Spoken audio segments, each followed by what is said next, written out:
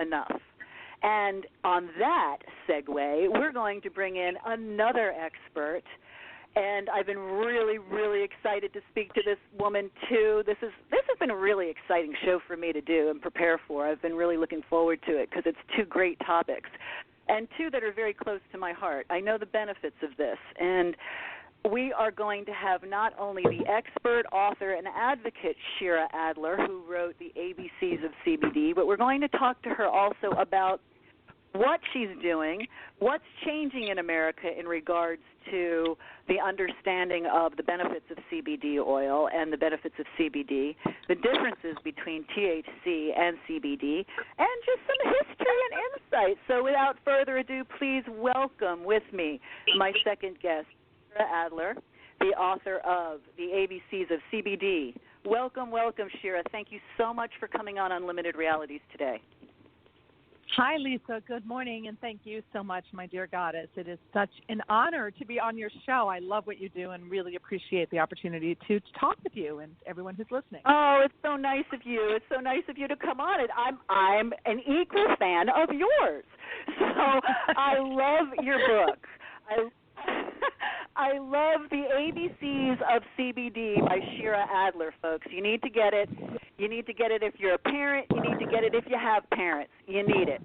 And I think this is such an incredible book. First of all, kudos for your bravery. I mean, we do live under Jeff Sessions in our federal government, and I really have to give you a tremendous amount of, high five, girl, on your bravery and being an advocate on a topic that's not always really well understood in our America as it should be. So let's start off with a little bit of history. I loved your history of cannabis, CBD. I guess actually it wasn't CBD then. It was more of the actual cannabis plant they were using.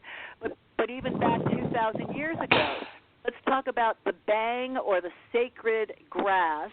That was one of 5 sacred plants in India used medicinally, naturally, and also as an offering to Shiva. I mean, we go back that far. Then we have George Washington. He encouraged everyone to grow it. And then somewhere around 1915 to 1927, we had that incredible non-medicinal use of cannabis prohibited, and soon after that, reefer madness. Right.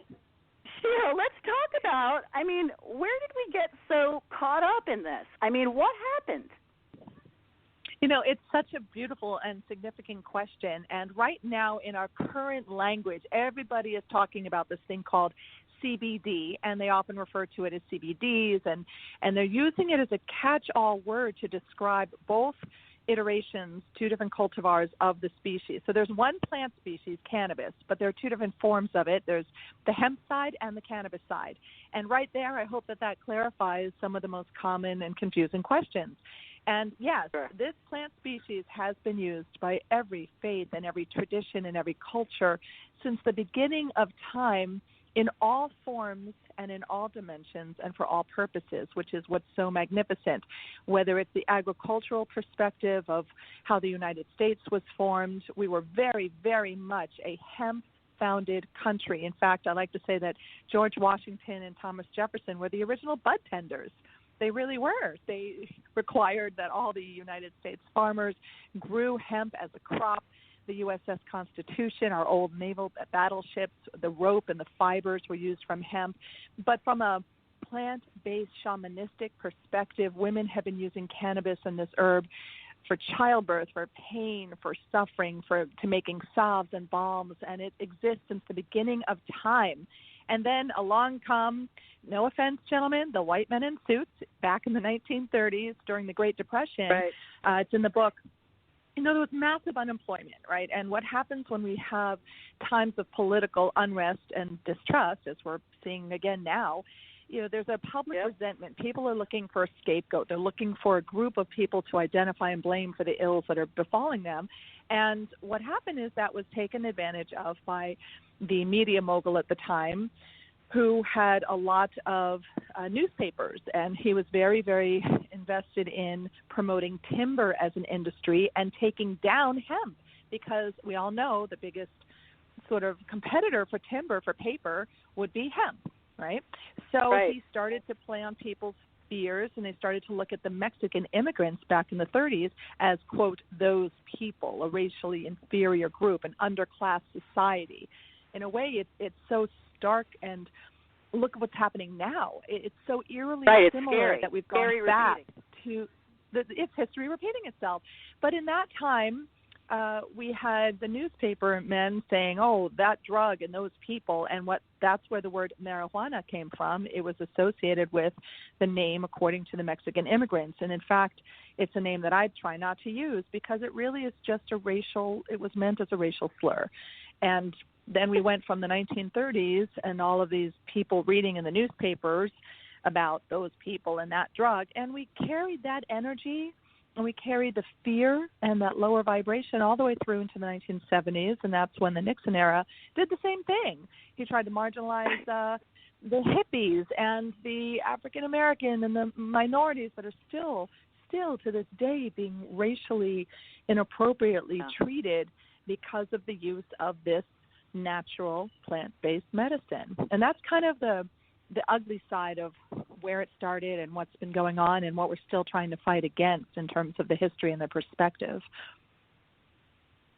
Yes, you've got, there's the piece of repeating history that's a little unsettling, because we have, although we've made tremendous, let's focus on the positives, because we have made tremendous strides in the legalization of both medicinal use and recreational use throughout the United States. But the medicinal use for marijuana comes in different forms. You touched a little bit upon hemp-based and cannabis-based CBD. Can you tell us the difference between hemp-based and cannabis-based? Sure. So basically, again, looking at this plant species, there are two different forms of the plant, the cannabis side and the hemp side. And what's in the United States, we're still under something called the industrial hemp, what makes hemp legal for the purposes of the cannabinoids. And I want to make a distinction between, people are confused about, isn't hemp oil the same as CBD? So I should probably start with the definition. CBD is the name of one, it's short for cannabidiol. It's one of 120 plus chemical compounds that exist naturally in the plant, and they are called cannabinoids. And CBD and its counterpart, the psychoactive counterpart, would be THC. Those are the two most famous extraction points. That's what people really focus on. Both are used and both exist in the hemp and the cannabis. But in industrial hemp, in a hemp-based extracted CBD, one of the legal differentiators is that it has to have less than 0.3% THC.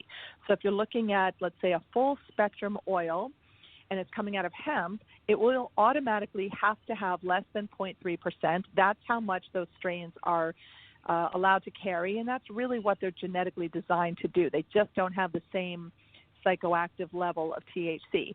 The THC in cannabis is over 0.3%.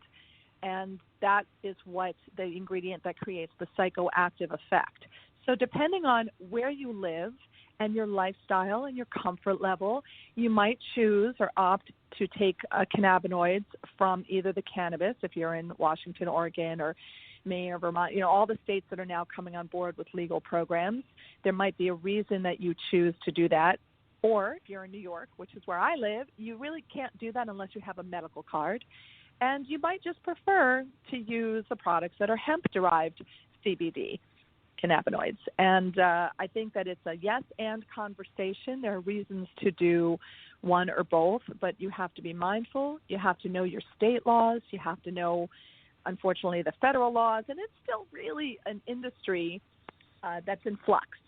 Every week it feels like there's a change. This state's coming on board. This one changes its program. This program isn't implemented yet. So the best thing that you can do as a spiritual being having a human experience is to get educated. Know what options you have. Understand the foundations of what makes this plant medicine so powerful. Make the right choice that resonates for you and for your family, but do so based on education, which personally I find sorely lacking in this industry. And that's what I'm out here to do. Talk to people, meet people, write a book, have conversations, explore this industry, and support each other. Ultimately, that's what it's about. Right. Well, because it's such, it really is an everything kind of component, and it's something that helps on so many different levels, from arthritis to, cancer side effects to anxiety and everything in between. There's a lot of... Right. It's beautiful. How many, and it's in the book, there's a whole section on just what does cannabis, or let's refer to it as a species, cannabis or hemp, what can it be used for? It's just mind-blowing. The fact is that if you are in a physical body, you need and should be taking cannabinoids. We are designed, literally physically designed in our human form and physical form to be taking in cannabinoids through what's called the endocannabinoid receptor system. And all mammals are wired with that system, which means it's why you start to see a lot of pet products, and a lot of people are discovering it's good for your animals, because we're all mammals and we are wired for it. So whether you are struggling with any kind of state of dis-ease, any challenge, any issue, the fact is cannabinoids, and CBD specifically, is highly anti-inflammatory, but it's non-psychoactive, which is why people are really more drawn to that than the THC, not just the stigma, but the fear of, and they don't want a psychoactive effect. But anti-inflammatory with no known side effects, the research is showing almost no problem with any of it for anybody. It also depends on the delivery method, which we can talk about, and no contraindications. That's really important. That means that the way this plant is designed, no matter what other meds you're on, and no judgment, we all have to make the choices that we feel resonate for us and our families. But you can be anyone with any kind of issue, and you can add CBD into your life and then slowly start to adjust and create a different sense of being and a different level of wellness and a vibrancy that you probably don't even know is possible yet. That's the beauty of it. And is that because it receives, or it's connected with us through our own cannabinoids and our receptors within our own body? Because I know we have cannabinoids within our body, and is it because the connection between the plant and ourselves is received so well that there's no side effects or interferences with other medications? Right. I mean, we should always be mindful, and I do encourage people to always trust your gut and muscle test and really, do the research and know which companies are good and safe and legal and doing things on a high level, because not a lot of companies are yet. The industry is new and there aren't really the standards that we'd like to see. But basically, yes. The way cannabinoids work, when you are putting them into your endocannabinoid system, the versions in the plants are phytocannabinoids, and what we create in our body and our system is the endocannabinoid receptor system. It's similar in how it works to, let's say, opiates. You know how opiates attach to the opiate receptors? And the problem is that the opiate receptors shut down your other systems. So you stop breathing. It's horrible. You die. It creates withdrawal. It's a very, very terrible problem we have in this country with opiate addiction. And yet cannabinoids do the opposite. So when you are sustaining and supporting the cannabinoid system, what happens is it creates homeostasis in your body, which means that in my family, for example, we take my tincture. We all use the 1,500 milligram, which is kind of a high-powered level tincture. And for me, it works on one kind of issue. And for my children, it allowed me to get them off of Western meds for anxiety and depression and PTSD completely. Now, it took me a while, but completely. They're off Western meds. Wonderful. And the dog had seizures, my rescue puppy. So we're taking the same product, all one bottle. But on each of us, it works very differently because it works on where our bodies need it and recognize it, and our brain chemistry adjusts to it. And it's simply allowing our own system to absorb what it's designed to absorb, to regulate itself, and our endocannabinoid system regulates all of our other systems. It doesn't shut them down. So that's why it doesn't have any contraindications, and you can't overdose, you can't die from this, no deaths ever from it. It's just remarkable. Can you think of any other, literally anything else in the world that you can say No. you can take with any medication, you can be with any kind of issue. It will support your body will know what to do with it, and it will adjust and create homeostasis.